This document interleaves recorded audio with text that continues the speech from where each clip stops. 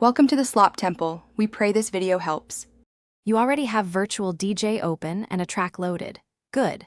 First, enable keyboard mapping in the config panel so keystrokes send deck jog commands. Then map a few keys to jog forward/back or use the default keyboard scratch layout. This gives you immediate control. Make sure tempo sync is off if you prefer pure manual timing and reduce BPM lock. Once done, put the track at a cue point so you can start performing discrete scratch moves.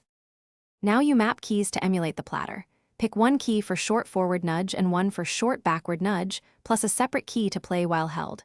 This simulates touching and pulling a vinyl record. Using adjacent keys helps with thumb rolls and fast transitions. Once mapped, practice baby scratches, short forward and back strokes, then build to transform and chirp. Vary speed to feel how jog step size changes texture, and adjust sensitivity in settings to match your keyboard responsiveness.